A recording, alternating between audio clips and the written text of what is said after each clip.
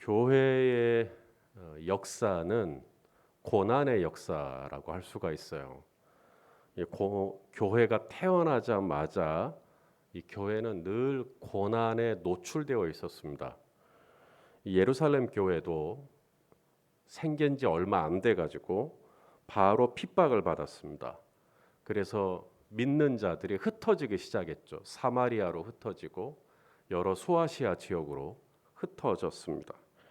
사도 바울은 가는 곳마다 교회를 개척했지만 교회가 개척이 되면 어김없이 그곳에 거주하는 유대인들에게 핍박을 받았습니다.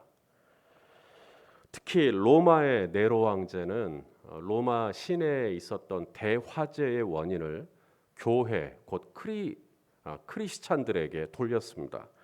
그로 인하여 수많은 교인들이 고통을 당하고 박해를 받았습니다. 이처럼 교회가 핍박을 받고 고난을 받는 것은 어제 오늘 이야기가 아니라 교회가 생겨나면서부터 지금까지 변함없이 지속되고 있는 그런 일입니다. 교회에 무슨 칼이 있겠습니까? 뭐 창이 있겠습니까? 총이 있겠습니까? 예수님이 말씀하셨죠. 네 칼을 도로 칼집에 넣어라.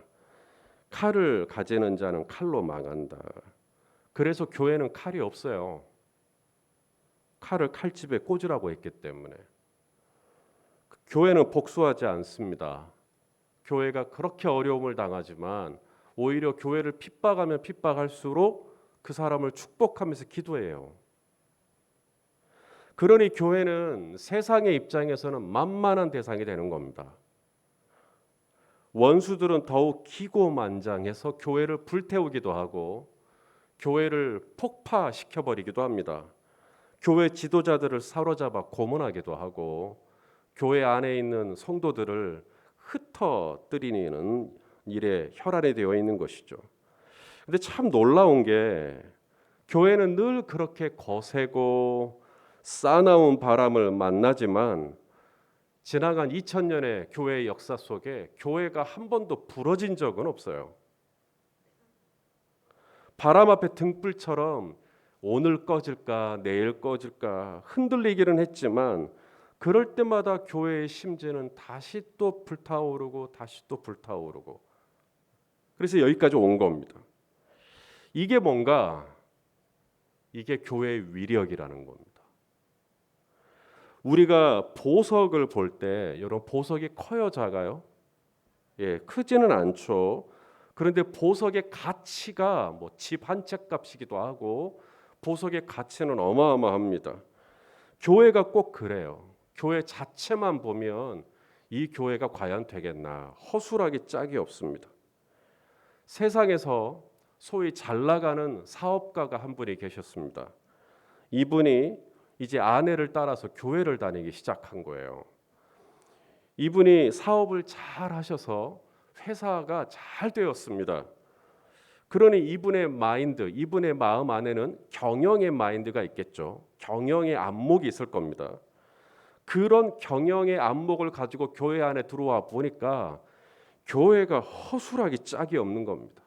교회의 조직이라든지 교회의 운영이라든지 교회의 행정이라든지 교회에서 집행하는 예산이라든지 세상에서 만일 그렇게 하면 욕먹어요.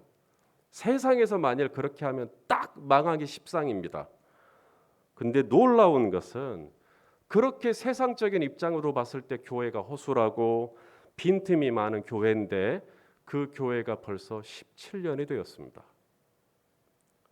교회를 개척하고 지금까지 오면서 교회 안과 밖으로 이 교회 망한다. 열린 베델교회는 망한다는 이야기를 3번 들었습니다. 그분들이 그렇게 말할 때는 충분히 그럴 만했습니다. 그분들이 그냥 그런 말을 뱉은 게 아니라 근거가 있었어요. 저도 그분들이 말한 대로 진짜로 이 공동체가 이제 망하면 어떡하나 잠을 못 이루기도 하고 원형 탈모도 수시로 생기기도 했습니다. 그런데 벌써 17년이 되었네요. 사상 누각 늘 제 마음속에 있던 사자성어입니다. 모래 위에 지은 집. 열린 베델교회를 생각할 때 그렇게 불안했습니다. 허물어질 것 같았고 이제 곧 있으면 성도들은 다 흩어질 것 같았고 그런 교회가 지금까지 왔습니다.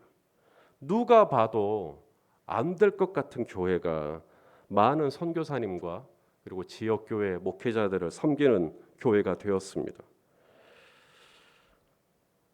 어떻게 이렇게 된 걸까? 그 약한 교회가 어떻게 이렇게 서 있는 것일까?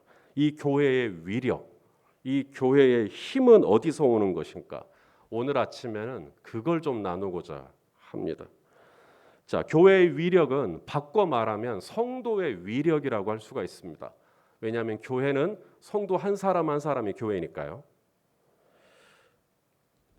세상에 나가서 나라는 사람을 덩그러니 놓고 보면 한없이 초라하고 부족합니다. 내가 다른 사람들처럼 많이 배운 것도 아니고 내가 누구처럼 내가 뭐 많이 가진 것도 아니고 내가 누구처럼 막 건강한 것도 아니고 내가 누구처럼 외모가 특별히 잘난 것도 아니고 그러므로 나 한 사람만 놓고 볼 때는 참 약하죠. 그런데도 성도에게는 세상과 비교할 수 없는 어떤 위력이 있다는 거예요. 성도의 위력, 교회의 위력이 있다는 겁니다. 그 위력이 뭘까? 오늘 사도 바울이 에베소에 보낸 편지에 그 위력을 소개하기를 성령님이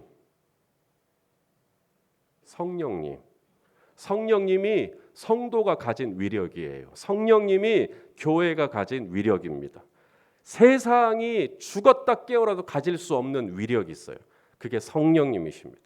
오늘 본문에 지혜와 계시의 영으로 묘사되어 있죠. 자, 17절 말씀을 우리 같이 읽겠습니다.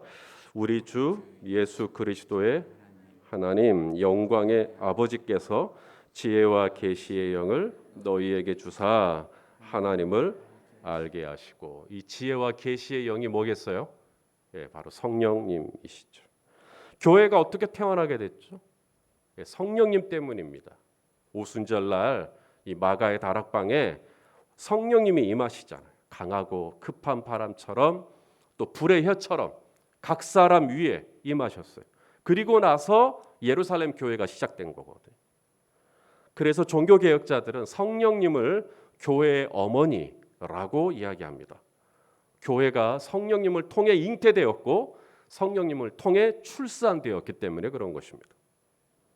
모세와 이스라엘 백성들이 광야를 지날 때 소위 성막이라는 것이 있었어요.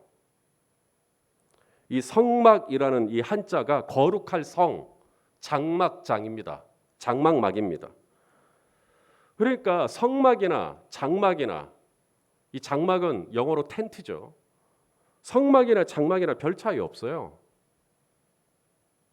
그런데 같은 장막인데 어떤 장막은 그냥 장막이 되고 어떤 장막은 성막이 되는 겁니다. 장막과 성막이 구분되는 결정적인 그 기준이 뭐냐면 언약궤가 있으면 성막이고 언약궤가 없으면 그냥 텐트예요. 언약궤가 있으면 장막이어도 성막이 되는 거고 언약궤가 없으면 제 아무리 성막이라고 떠들어도 장막입니다. 왜 성도 한 사람 한 사람이 성전이 되는가? 교회가 되는가? 바로 저와 여러분 안에 성령님이 계시기 때문에, 성령님이 계시기 때문에 성도 한 사람 한 사람이 성전이 되는 것이고 교회가 되는 거거든요. 언약궤가 있으면 교회가 되는 것이고 언약궤가 없으면 그냥 육체가 되는 겁니다. 세상에 사는 사람들, 아직 예수 그리스도를 알지 못하는 사람들, 그분들은 교회라고 부르지 않아요. 그분들도 육체를 입고 있고 나도 육체를 입고 있지만 그들의 육체는 교회가 아닙니다. 성전이 아닙니다. 하지만 성도의 몸은 성전이라고 부르거든요. 왜냐하면 거기에는 세상 사람들의 육체와 다른 뭔가가 들어가 있어요. 언약궤가 들어가 있어요. 지혜와 계시의 영이 들어가 있어요. 세상이 죽었다 깨어나도 알 수 없는 성령님이 저와 여러분 안에 있으면 아멘 해주십시오. 예. 성령이 내 안에 있을 때, 성령이 내 안에 있을 때 성령님만 계시는 게 아닙니다. 오직 성령이 너희에게 임하시면 그 다음 뭐를 받아요? 두나미스요. 권능을 받아요. 성령님이 내 안에 있다라는 것은 위력이 함께하는 거예요. 성령의 두나미스, 성령의 위력이 나와 함께 하시는 겁니다. 그 위력은 어디서 드러나는가? 외향적인 것에서 드러나는 게 아닙니다. 그 위력은 내가 가지고 있는 지갑 안에 담겨 있는 지폐의 숫자에 담겨 있지 않아요. 그 위력은 고난의 때에, 시험의 때에, 환난의 때에 그것을 버텨낼 수 있는, 그것을 인내할 수 있는 위력, 그것을 참아낼 수 있는 위력, 그때 그 위력이 나오는 거예요. 초대교회 성도들이 그렇게 매를 맞고 환난과 능욕을 당하고 흩어짐을 당해서도 낙타 털옷을 입고 사는 한이 있더라도 믿음을 지켜냅니다.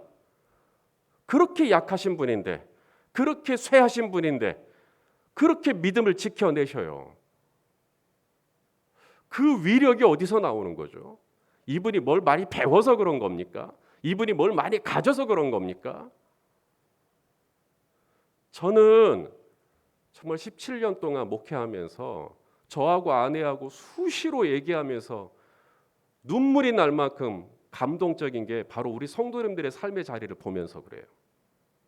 나는 우리 성도님의 그 자리라면 나는 저분처럼 신앙생활할 수 있을까? 저렇게 어렵고 힘든데 새벽에 일어나서 나와요. 저렇게 복잡하고 힘든데 또 하나님 앞에 나와서 예배를 해요.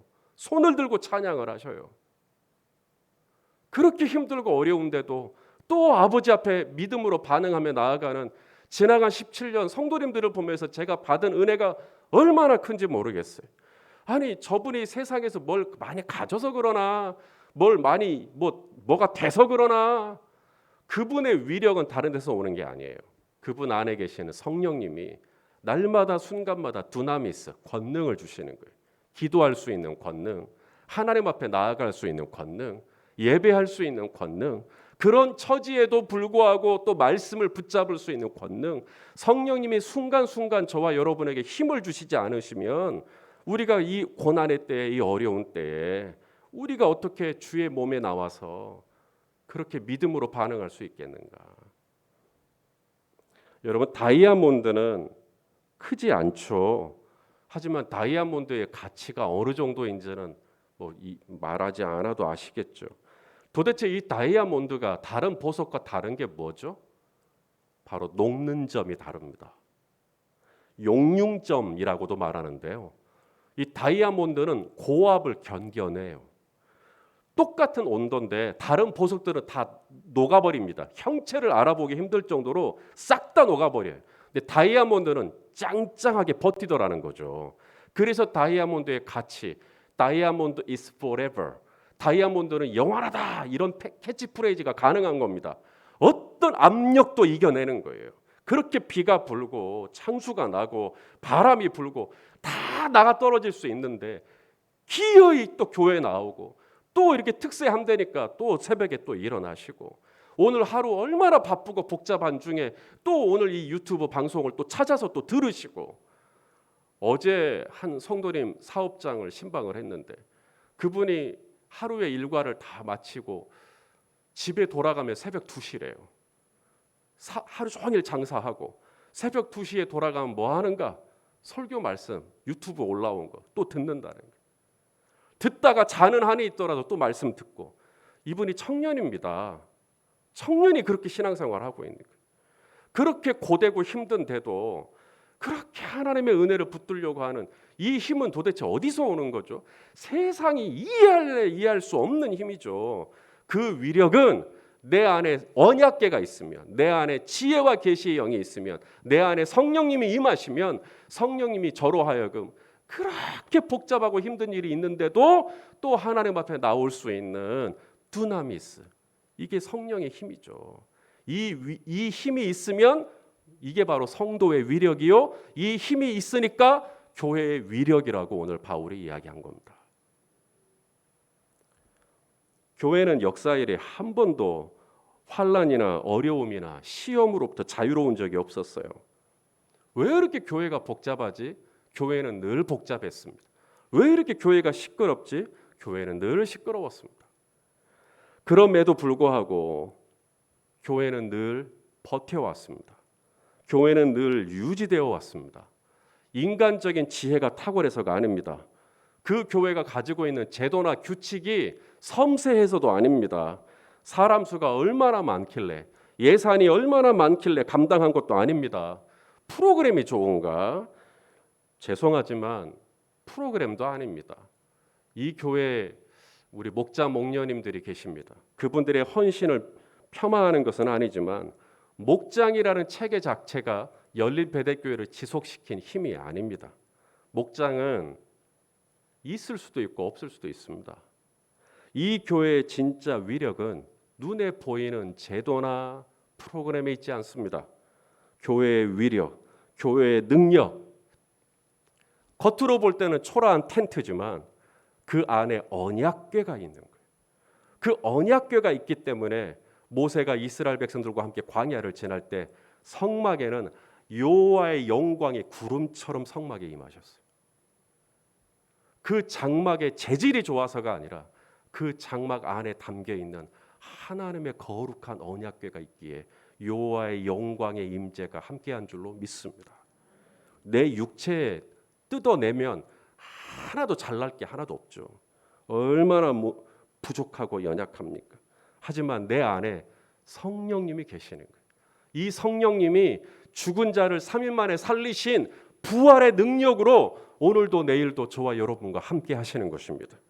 그 능력으로 모든 통치와 권세와 능력과 주권과 이 세상뿐 아니라 오는 세상에 일컫는 모든 위리미에 뛰어나게 하신 하나님의 이 두나미스가 오늘도 우리 성도님들을 붙잡아 주시면 어떤 거센 저항과 어려움과 눈물의 골짜기를 지나더라도 또 그 가운데서도 믿음을 지켜낼 수 있도록 성령님의 위력이 주님 오시는 그날까지, 세상 끝날까지 우리 성도님들을 붙잡아 주실 줄로 믿으실 수 있기를 바랍니다.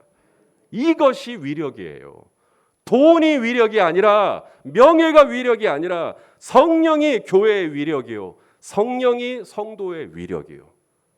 지혜와 계시의 영이 함께 하심으로, 언약궤가 함께 하심으로 오늘도 여호와의 영광이 우리 성도님들의 가정과 일터와 직장 위에 늘 임재하시고 함께 하시고 그 위력으로 또 믿음으로 살아내시고 그 위력으로 또 여호와의 이름을 부르며 기도하시고 그 위력으로 그렇게 어렵지만 또 하나님 앞에 나와 예배하시고 이 설명할 수 없는 이 신비한 위력, 이것이 교회의 위력이요, 지나간 17년 이 교회를 붙잡아 주신 하나님의 은혜인 줄로 믿습니다.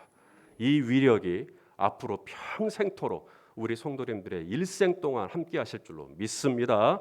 이 성도의 위력, 교회의 위력을 신뢰하시고 오늘도 승리하시는 하루가 되시기를 예수님의 이름으로 축원합니다. 기도하겠습니다. 존귀하신 아버지 하나님, 그 부족하고 먼지 묻은 장막이었지만 여호와의 영광의 구름이 임하는 이 신비함이 어디서 왔을까? 언약궤가 있기에, 성령이 있기에, 그 두나미스로 죽은 자를 3일 만에 살리신 두나미스로 오늘도 내일도 우리와 함께 하시는 아버지 하나님의 신실하심을 찬양하고 감사를 드립니다. 우리는 한 사람 한 사람 놓고 보면 너무나 부족하고 연약하지만, 초라하고 작지만, 그럼에도 우리 안에 성령을 허락하여 주시고 그 힘으로 오늘도 믿음 생활할 수 있도록 인도해 주시니 감사합니다. 앞으로도 어떤 불시험을 만나더라도 하나님 앞에 변함없이 기도의 자리, 말씀의 자리 지켜낼 수 있는 위력을 가진 성도, 위력을 가진 교회가 되도록 인도해 주시옵소서. 예수님의 이름으로 기도하옵나이다. 아멘.